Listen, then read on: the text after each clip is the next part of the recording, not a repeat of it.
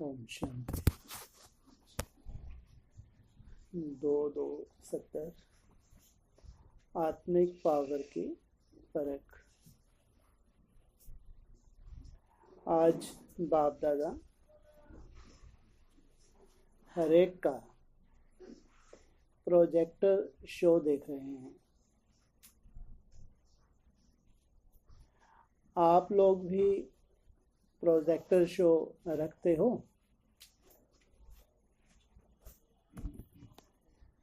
Projector कौन सा है जिस द्वारा चित्र देखते हो?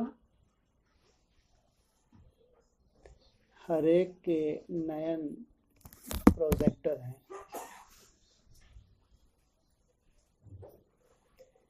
इस प्रोजेक्टर द्वारा कौन सा चित्र दुनिया को दिखला सकते हो?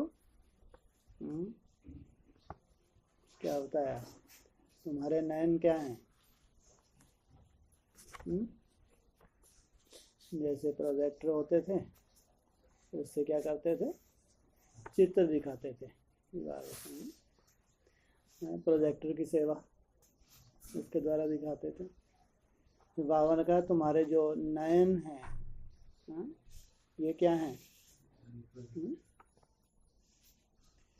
तो इस प्रोजेक्टर द्वारा कौन सा चित्र दुनिया को दिखला सकते हो? तुम्हारे नयनों द्वारा कौन सी दुनिया को चित्र दिखना है?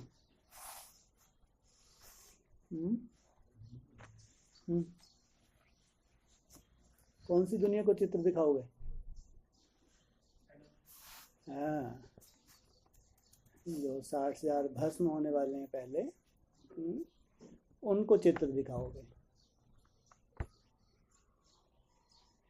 वह है साइंस की शक्ति का प्रोजेक्टर और यह है ईश्वरीय शक्ति का प्रोजेक्टर। जो हद का प्रोजेक्टर होता है वो साइंस की इन्वेंशन, और ये ईश्वरीय शक्ति का प्रोजेक्टर। जितना जितना प्रोजेक्टर पावरफुल होता है उतना ही दृश्य क्लियर देखने में आता है। क्या मतलब?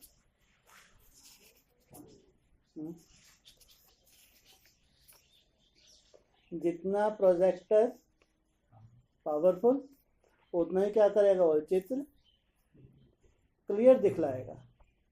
और तुम्हारे नयन क्या बन जाएंगे? प्रोजेक्टर बन जाएंगे। और इनके द्वारा तुम जो भटके हुए हैं उनको चित्र दिखलाने वाले हो। जैसे उस प्रोजेक्टर में जितना पावरफुल होगा चित्र क्लियर, ऐसे तुम्हारा प्रोजेक्टर पावरफुल। तुम जो अलौकिक चित्र दिखलाने वाले हो उसका आधार क्या है? बोला जितना जितना प्रोजेक्टर पावरफुल होता है उतना ही दृश्य क्लियर देखने में आता है। वैसे ही तुम सभी बच्चों के यह दिव्य नेत्र। कौन से नेत्र? दिव्य नेत्र और स्थूल नेत्र में क्या अंतर है? दिव्य नेत्र कौन सा होता है?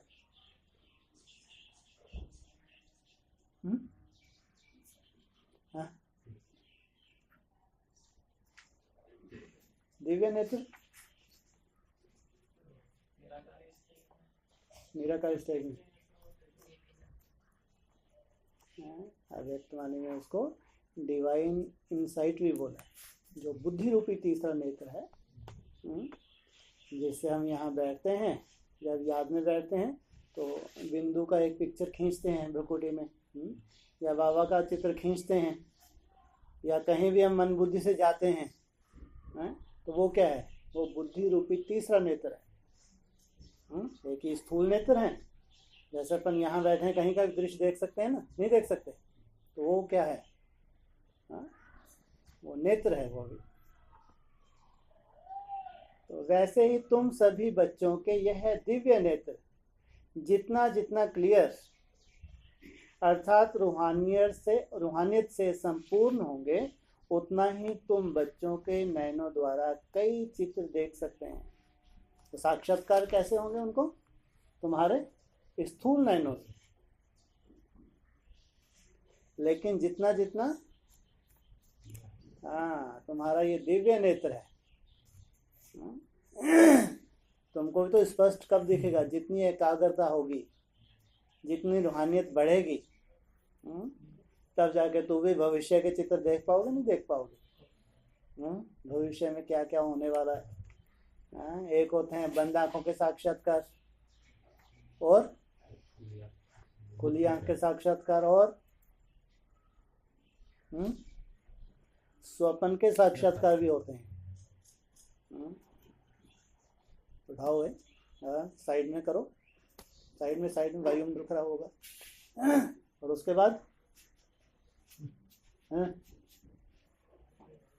बाद फिर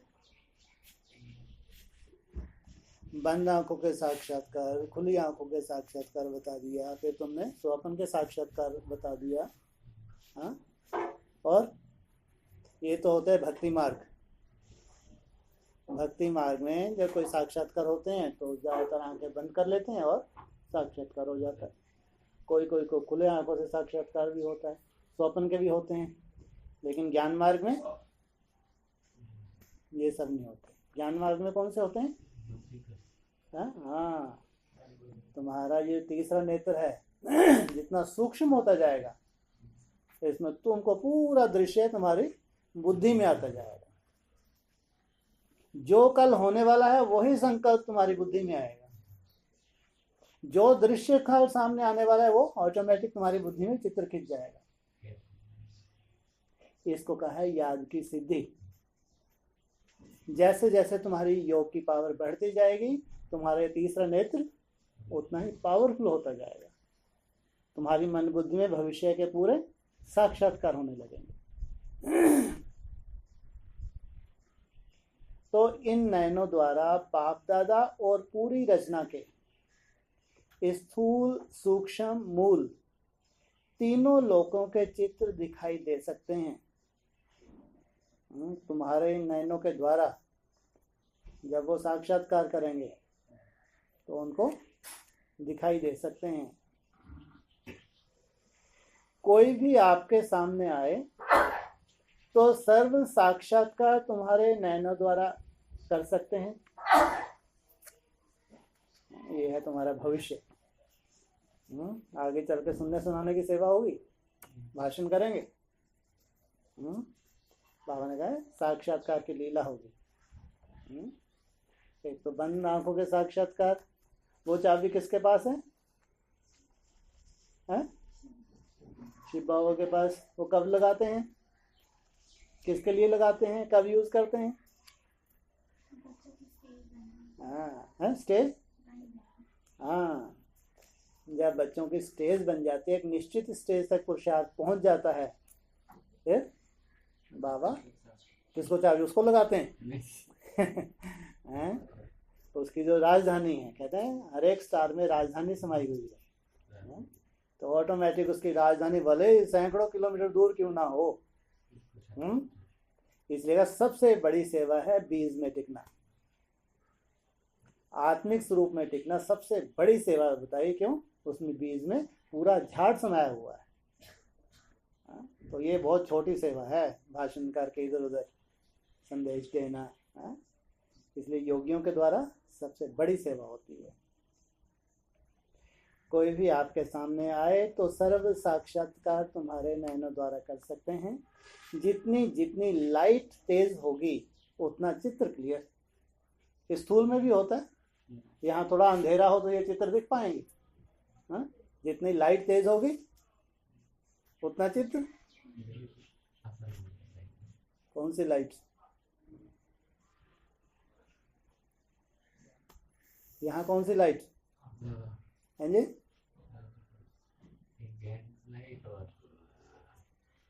लाइट किसको कहा है बाबा ने?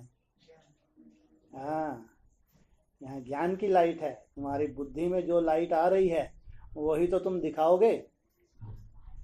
और भूत प्रेत जो लाइट भेजते हैं वो भी तो तुम दिखाते हो।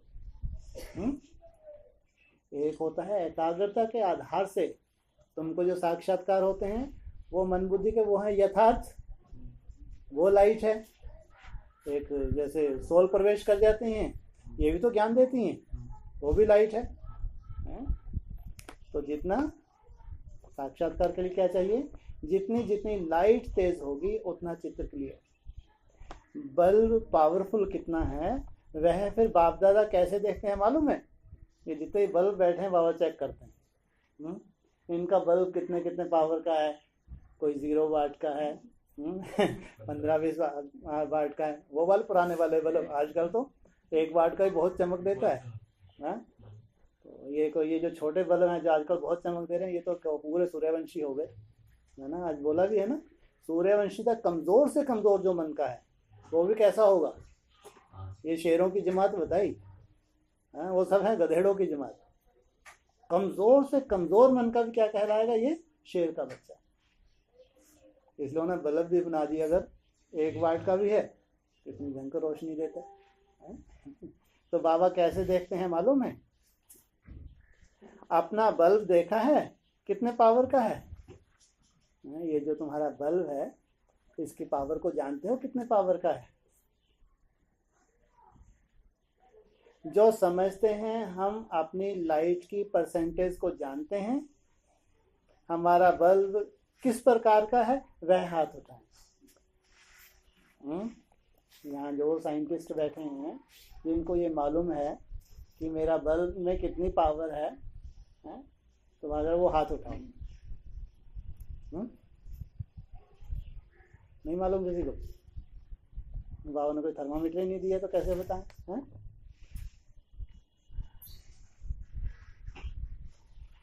हमारी आत्मा कितनी पावरफुल है इसकी परख किस आधार से कर सकते हो?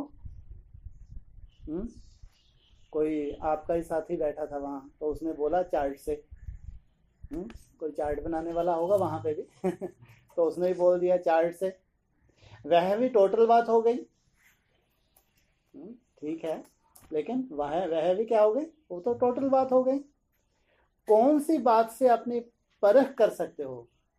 उसमें भी खास किस बात से आप परख कर सकते हो? लाइट में विशेषता क्या होती है? उसमें विशेष गुण होता है, जो चीज जैसी है वैसी देखने में आती है। अभी अंधेरा कर दो तो जैसा है वैसा देखने में आएगा, लाइट ऑन करो तो स्पष्ट देखने में आता है। अंधेरे में जो जैसी वस्तु है वैसी देखने में नहीं आती। तो लाइट का विशेष गुण है अस्पष्ट को स्पष्ट करना। इस रीति से अपनी लाइट की परसेंटेज परखने का तरीका यही है। आया समझ में? लाइट क्या करती है?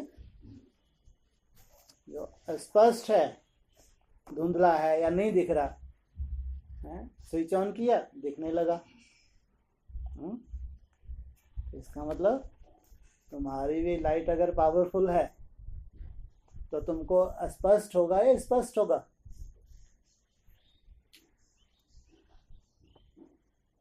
इस रीति से अपनी लाइट की परसेंटेज परखने का तरीका यही है। एक तो अपने पुरुषार्थ का मार्ग स्पष्ट होगा। अपने पुरुषार्थ के मार्ग में कोई कैसे चलेंगे, आगे क्या मालूम क्या है। अभी 18 भी पूरा होने जा रहा है, क्या मालूम। ये तो बड़ी बड़ी बातें हैं, कब से सुनते आए हैं? पहले 66 में भविष्यवाणी की थी 10 साल की, 40 साल पूरे हुए, कुछ विनाश नाश नहीं हुआ। उसका गाड़ी चलती गई 2000 के आसपास सुना था, वहाँ भी कुछ नहीं हुआ। तो फिर गाड़ी चलती 18 भी पूरा हो गया, इसमें कुछ नहीं हुआ। तो अगर मार्ग स्पष्ट नहीं है, आगे का कुछ नहीं दिख रहा, तो क्या कहेंगे? बल्ब बहुत पावरफुल है या कैसा है, पुराना 0 वाट का? क्या कहेंगे, कैसा है? तो बाबा ने कहा एक तो अपने पुरुषार्थ का मार्ग स्पष्ट होगा, अर्थात लाइन क्लियर देखने में आएगी।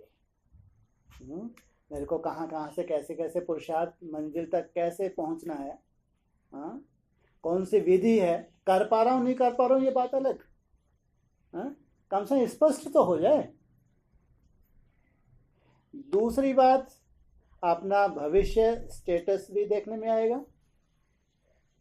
मेरा भविष्य का पदवी क्या है, किस रूप से मेरे को जाना जाएगा, शास्त्रों में मैं किस नाम रूप से प्रत्यक्ष होने वाली आत्मा हूं। तीसरी बात, जिन्हों की सर्विस करते हो तो जितनी खुद की रोशनी पावरफुल होगी उन्हों को भी उतना ही सहज और स्पष्ट मार्ग दिखा सकेंगे। नहीं तो खुद भी भटकेंगे और उनको भी भटकाएंगे। अपने पाँव पे भी कुल्हाड़ी मारेंगे और उनके बुद्धि रूपी पाँव काट डालेंगे। और वहीं उनकी यात्रा खत्म।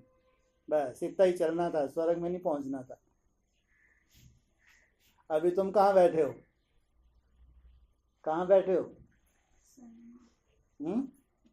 कहाँ बैठे हो, बोलो बोलो भाई, कहाँ बैठे हो? हैं? एनएस में तो बहुत 2004 से बोलते आ रहे हो, कोई बड़ी बात नहीं है। बैकुंठ। आज मुरली में क्या बोला, उस पार हो इस पार हो। ये लेटेस्ट है ना, नेट से निकाली हुई 26 तारीख की। भगवान के महावाक्य के ऊपर किसी किसी को निश्चित होगा, जितने यहाँ बैठे हैं सबको तो नहीं। और अगर सबको नहीं हो, नास्तिक का भी बताया ना ये बहुत अजीब बताया। हाँ, आज की जो लेटेस्ट जो मुरली थी उसमें क्या बताया, तुम इस पार हो या उस पार, कहाँ पहुंच गए? इधर आगे आगे आगे आगे। हाँ, संगम है, संगम में भी तुम किस पार हो, इस पार हो गया उसी पार हो, इस पार बताया ना आज। तो लेटेस्ट मुरली थी। हाँ, स्पष्ट किया कि अब तुम कहाँ पहुंच गए हो। तो खुद की रोशनी पावरफुल होगी तो उन्हों को भी इतनी ही सहज और स्पष्ट मार्ग दिखा सकेंगे।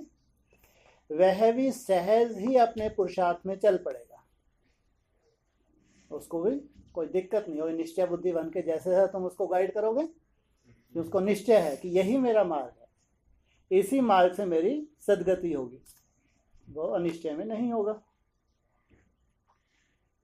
वह भी सहज ही अपने पुरुषार्थ में चल पड़ेगा, अपनी मंजिल सहज देखने में आएगी कि कुछ भी असंभव नहीं है। जितना लाइट की परसेंटेज ज्यादा होगी, खुद भी प्रकाश में जाएंगे तो दूसरों को भी प्रकाश में ले जाएंगे, और खुद अंधकार में होंगे तो खुद अनिश्चय बुद्धि बनेंगे तो दूसरों को जरूर अनिश्चय बुद्धि बनाएंगे। जो भी आपके संबंध संपर्क में होते हैं, जो आपकी रचना होती है, खुद ठोकर खाएंगे तो वो भी ठोकर खाती है। तो उतना ही सभी बातों में स्पष्ट देखने में आएगा।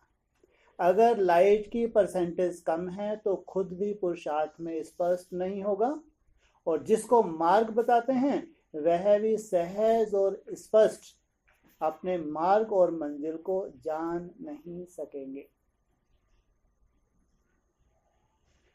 जिसकी लाइट पावरफुल होगी वह ना खुद उलझते ना दूसरों को उलझाते। तो अपने पुरुषार्थ, अपनी सर्विस से देख सकते हो कि जिन्हों की सर्विस करते हो उन्हों को मार्ग स्पष्ट होता है। अगर मार्ग स्पष्ट नहीं होता है तो अपनी लाइट की परसेंटेज की कमी है। जिनके निमित्त बने हैं अगर वो उलझे हुए हैं तो इसका मतलब परसेंटेज की कमी है। कई खुद कभी कदम कदम पर ठोकर खाते हैं और उनकी रचना भी ऐसे होती है। अभी आप एक एक मास्टर रचयिता हो। क्या हो? बाबा क्या देख रहा है? एक एक मास्टर रचयिता, माना प्रैक्टिकल वे तुम आगे चल के निमित्त बनने वाले हो। तो मास्टर रचयिता अपनी रचना से भी अपनी पावर को परख सकता है। अगर रचना पावरफुल है तो रचयिता कैसा होगा? जैसा बीज होता है वैसा ही फल निकलता है। अगर बीज पावरफुल नहीं होता है तो कहाँ कहाँ फूल निकलेंगे, फल निकलेंगे, लेकिन स्वीकार करने योग्य नहीं होंगे।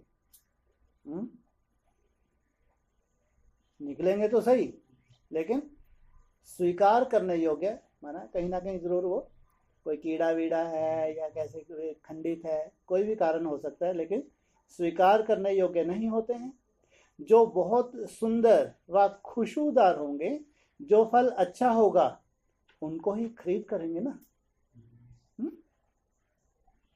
अगर बीज ही पावरफुल नहीं होता है तो रचना भी जो पैदा होती है वह स्वीकार करने योग्य नहीं होती है। इसलिए अपनी लाइट की परसेंटेज को बढ़ाओ। क्या करो? अपने लाइट की परसेंटेज को बढ़ाओ।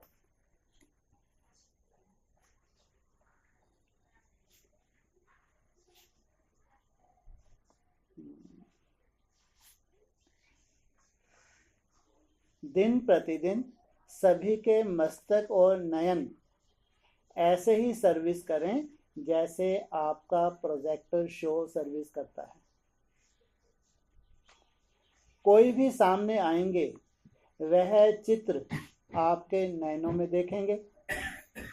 नयन को देखते भी बुद्धि योग द्वारा अनेक साक्षात्कार होंगे। आपके नयनों में देखेंगे, बुद्धि योग के द्वारा उनको अनेक साक्षात्कार होंगे। ऐसे साक्षात्कार मूर्त अपने को बनाना है। ये है सच्ची सच्ची सेवा। लेकिन साक्षात्कार मूर्त वह बन सकेंगे जो सदैव साक्षी स्थिति में रहेंगे। साक्षी माना, साक्षी का मतलब क्या होता है?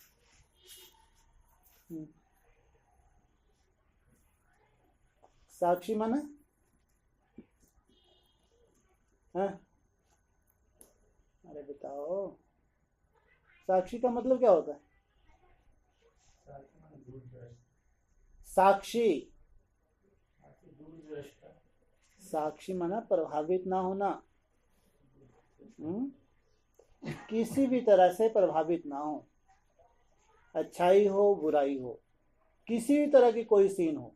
जैसे फिल्म देखते हैं ना, कोई साक्षी होके देखते हैं, कोई कोई इन्वॉल्व हो जाते हैं। रोने की सीन आई तो रोना शुरू, हंसने की सीन आई तो हंसते ही रहेंगे। जैसी सीन वैसे, तो उसको साक्षी नहीं कहते। साक्षी माना प्रभावित ना हो। साक्षात्कार मूर्त वह बन सकेगी जो सदैव साक्षी स्थिति में स्थित होंगे।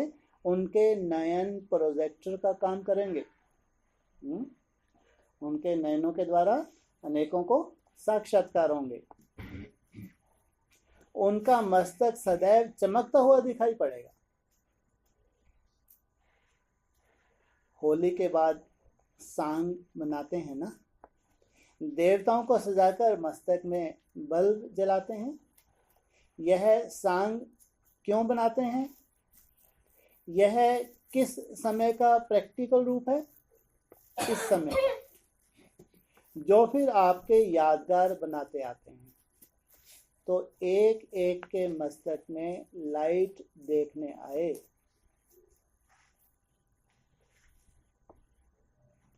विनाश के समय भी यह लाइट ट्यूब आपको बहुत मदद देगी। जगह कैसे? विनाश के समय भी यह लाइट ट्यूब आपको बहुत मदद देगी। तो आपकी लाइट की परसेंटेज बढ़ जाएगी तो विनाश के समय धोखा खाएंगे? धोखा नहीं खाएंगे। पहले से ही मालूम पड़ जाएगा बहुत डेंजरस से डेंजरस समय आ गया, सावधान। अपना अलबेलापन फटाक से खत्म करके क्या करेंगे? बहुत तीव्र पुरुषार्थी बन जाएंगे। और अगर लाइट नहीं है तो ये तो चलता रहता है। अरे पहले 40 वर्ष संगम योग पे, 50 वर्ष, 60 वर्ष का, 80 वर्ष का क्यों नहीं हुआ?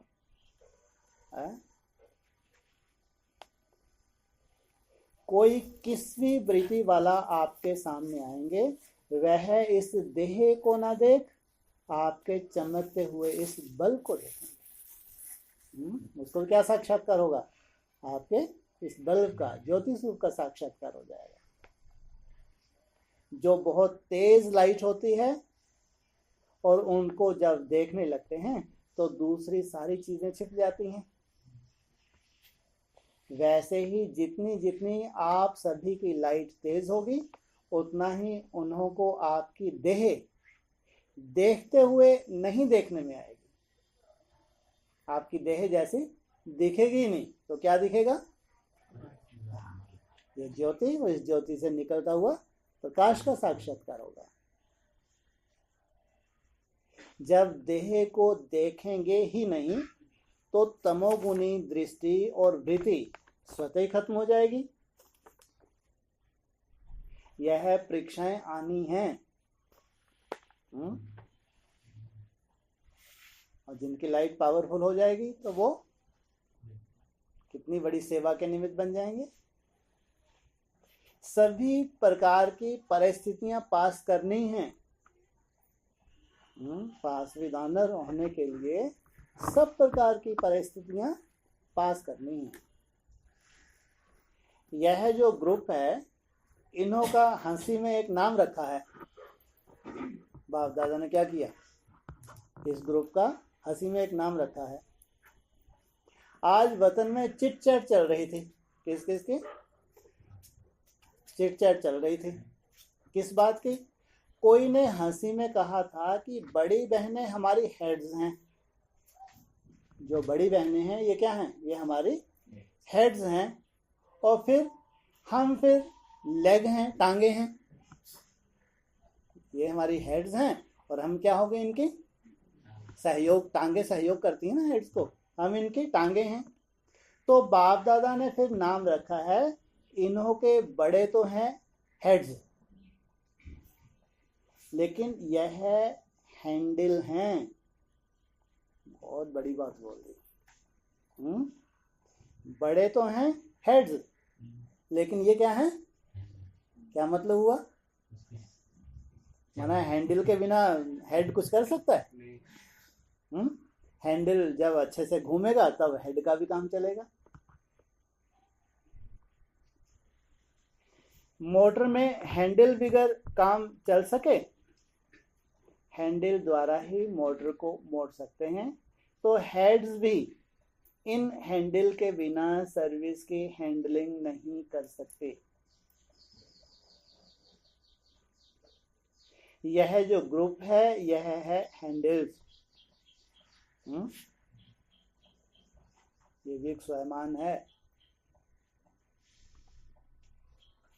इसके बिना हेड्स कुछ भी नहीं कर सकते।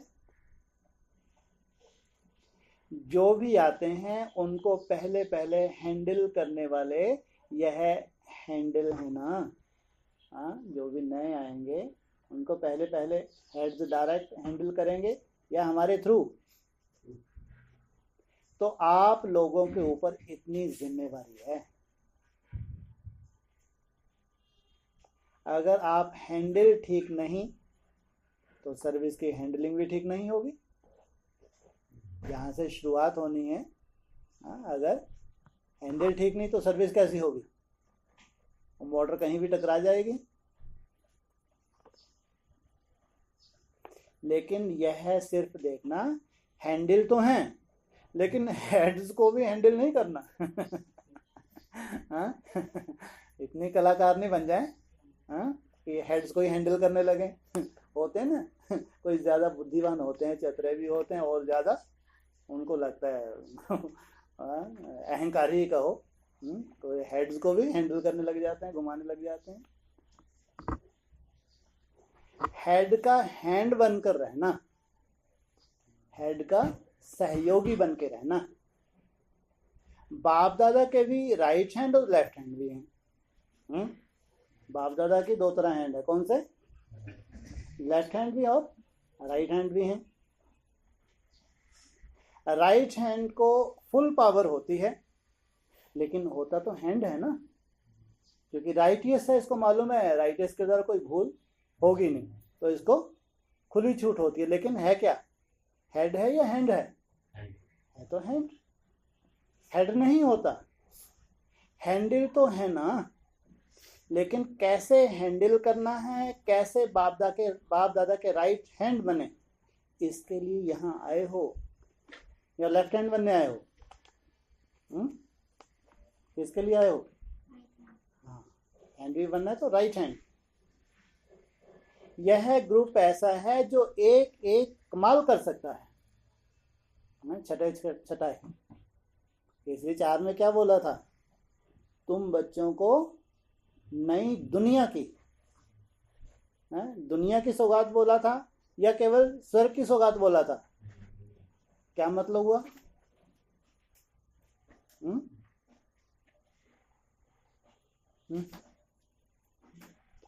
बोलो, हाँ, क्या मतलब हुआ? अरे कोई मतलब नहीं हुआ, वैसे आगे होगा जगतवाणी में। हाँ हाँ, सब तरह के माना, हाँ, माना सब धर्मों की आत्मा है। माना सूर्यवंशियों में जो सब धर्मों की श्रेष्ठ श्रेष्ठ आत्मा है, उनको इकट्ठा किया, ये गुलदस्ता बनाया 2004 में। इसलिए कहा स्वर्ग की सौगात नहीं बोली, क्या कहा? नई दुनिया की सौगात तुम बच्चों को दी है, आना जाना करते हो ना। माना सभी धर्मों में श्रेष्ठ श्रेष्ठ आत्मा है, उन सबको बाबा ने इकट्ठा किया, उनको दिया था। ये हैं सूर्यवंशी बच्चे। तो कहा ऐसा ग्रुप है जो एक एक कमाल कर सकते हैं, सर्विस को सफलता के रूप में ला सकते हैं। सर्विस में सफलता लाने के लिए 2 बातें ध्यान में रखनी है। सर्व बातों में सहयोगी तो हो, लेकिन सर्विस में सफलता लाने के निमित्त विशेष यह ग्रुप है। इसलिए 2 बातें ध्यान में रखना, एक है निशाना पूरा, दूसरा है नशा भी पूरा होना चाहिए। क्या क्या? निशाना पूरा और नशा भी पूरा। निशाना माना जैसे अर्जुन को क्या दिखता था? केवल आंख, बस। वहां जो उसका टारगेट था, उसके अलावा वो कुछ नहीं देख रहा था, ना पेड़ दिख रहा था, ना चिड़िया दिख रही थी। और साथ में दूसरा नशा, स्वयंमान भी चाहिए। नशा और निशाना, यह 2 बातें इस ग्रुप में विशेष आनी चाहिए। क्या क्या आनी चाहिए? रुको रुको रुको, लो, अब तो नहीं कोई दिक्कत। हाँ, नशा और निशाना, 2 बातें इस ग्रुप में विशेष आनी चाहिए। जब निशाना ठीक होता है तो एक धक से किसको मर्जीवा बना सकते हो। जो निशानेबाज होते हैं वह एक ही गोली से ठीक निशाना करते हैं। जिनको निशाना नहीं आता उनको 3-4 बार गोली चलानी पड़ती है। कितनी बुलेट वेस्ट हो गई। अगर अपनी स्थिति का भी निशाना और दूसरे की सर्विस करने का भी निशाना ठीक होगा, तो साथ साथ नशा भी सदैव एक रस रहेगा, तो सर्विस में सफलता ज्यादा पा सकते हो। कभी नशा उतर जाता है, कभी निशाना छूट जाता है। यह दोनों बातें ठीक होनी चाहिए। जिसमें जितना खुद नशा होगा उतना ही निशाना ठीक कर सकेंगे। सर्विसेबल तो हो, लेकिन सर्विस में अब क्या विशेषता लानी है? सर्विसेबल उनको कहा जाता है जिनका 1 सेकंड और 1 संकल्प भी बिना सर्विस के ना जाए। हर सेकंड सर्विस के प्रति, चाहे अपनी सर्विस चाहे दूसरों की सर्विस। लेकिन जब हो ही सर्विसेबल तो समय और संकल्प सर्विस बगैर नहीं जाना चाहिए। फरमान बरदार का अर्थ ही है फरमान पर चलना। तो मुख्य फरमान क्या है?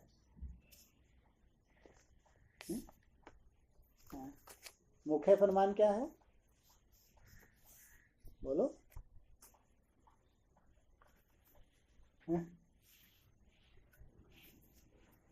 बोल क्या यहाँ थोड़ी बोल रहे हैं लिख के दो, आजकल वो आज मुरली में बोलते बाबा लिख के दो जब सब गूंगे बोल बैठे होते हैं, तुमको कहाँ बोला लिख के दो, बोलो अपनी बात में। और मुख्य फरमान क्या है? ये मुख्य फरमान है निरंतर याद में रहो। मुख्य फरमान है निरंतर याद में रहो। अगर इस फरमान पर नहीं चलते हो तो क्या कहेंगे? कितने घंटे बोला? चार, अभी इसमें 4 घंटे बोला है। जितना जितना इस फरमान को प्रैक्टिकल में लाएंगे उतना ही प्रत्यक्ष फल मिलेगा। तुम क्या चाहते हो? प्रत्यक्ष फल। मेरे को भी कुछ ऐसी अनुभूति हो, मैं भी खुद अनुभव करके अपना दूसरों के साथ अनुभव शेयर करूं। पुरुषार्थ में चलते हुए कौन सा विघ्न देखने में आता है जो संपूर्ण होने में रुकावट डालता है? विशेष विघ्न व्यर्थ संकल्पों के रूप में देखा गया है। वर्तमान समय जो मेजॉरिटी है तो उनका कौन सा है? व्यर्थ संकल्प। तो इससे बचने के लिए क्या करना है? क्या करें? कचू नहीं क्या करें? पूछो। एक तो बताओ क्या? एक तो कभी भी अंदर की व बाहर की रेस्ट ना लो। क्या कहा? काको क्या? बोलो। प्रदीप भाई नहीं इसलिए बैटरी चार्ज नहीं है। वहाँ रचयिता नहीं इसलिए बैटरी चार्ज नहीं है। बोलो। कभी भी अंदर की व बाहर की रेस्ट ना लो। बाहर की रेस्ट तो समझ में आती है ना? चलो थोड़ा बहुत थक जाएं तो लेट लूट लें, बात अलग। ऐसा नहीं दिन भर लेटे रहें। अब तो समय कितना बचा है? कम है या बहुत ज़्यादा है? कितना कम है? कितना कम है? 2, 2.5, 3 साल यही तो है। इसलिए कभी भी अंदर की व बाहर की रेस्ट ना लो। ये जो 2-4 घंटे तुम सोते हो उसके लिए बाबा कभी मना नहीं करते हो। मुरली में बोला है ना, परमिशन दी है। योगियों की नींद कितनी होनी चाहिए? 3-4 घंटे, ज़्यादा ज़्यादा 5 घंटे। एक तो बाहर की रेस्ट नहीं, फिर अंदर की भी रेस्ट नहीं।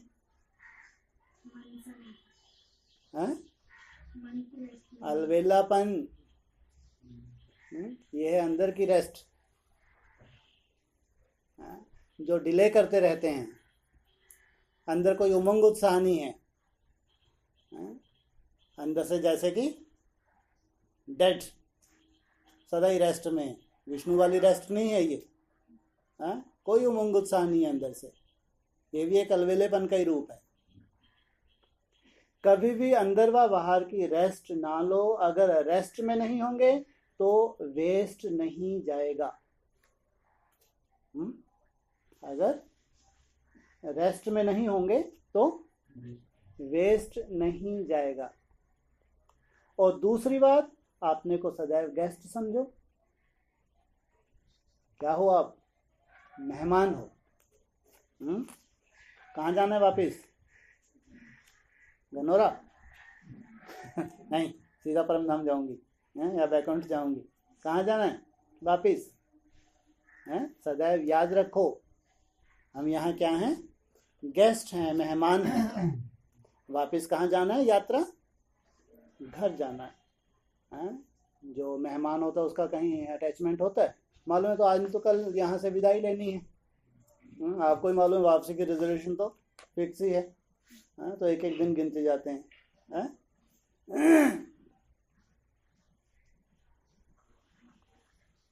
अगर गेस्ट समझेंगे और रेस्ट नहीं करेंगे तो वेस्ट नहीं जाएगा। चाहे संकल्प चाहे समय, यह है तरीका।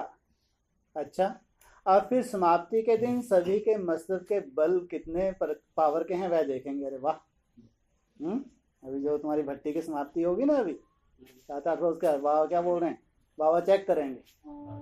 हाँ, सुनो दोबारा। हाँ,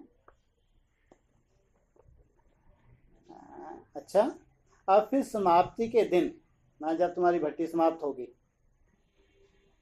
सभी के मस्तक के बल्ब कितने पावर के हैं वह देखेंगे। यहाँ से कितनी रोशनी भर के जा रहे हैं, कितने वाट का इनका हो गया बल्ब, बाबा चेक करेंगे। और पावरफुल होंगे तो माया उस पावर के आगे आने का साहस नहीं करेगी।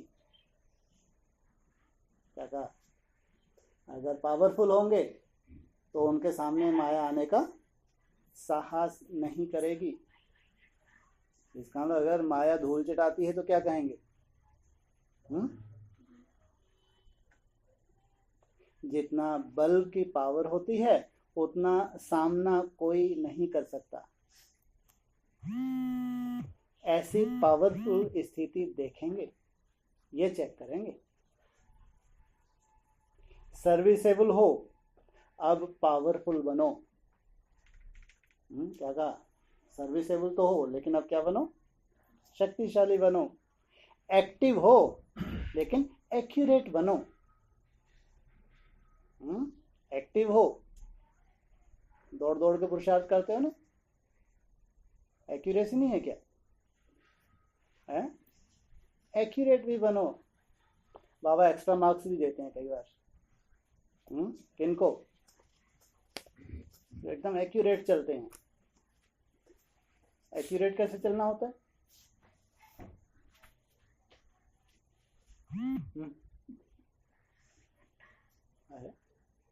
एक्यूरेट कहेंगे कदम के ऊपर कदम रखते हो चलना, यही तो एक्यूरेसी है। कदम यहाँ डालो तुम, यहाँ कदम, फिर वो वहां तो वो पीछे, तो कहाँ रह जाओगे? एक्यूरेट कहेंगे इसको। एक्टिव हो लेकिन एक्यूरेट बनो। तो इस ग्रुप को विशेष छाप कौन सी लगना है? एक्यूरेट। कौन सी छाप दे रहे हैं बाबा? एक्यूरेट। कोई भी बात में सदैव एक्यूरेट या पीछे रहने वाले? कोई भी इशारा मिला साथ साथ चलने वाले, चाहे मनसा, चाहे वाचा, चाहे करना, तीनों में एक्यूरेट। अच्छा, ओम शांति।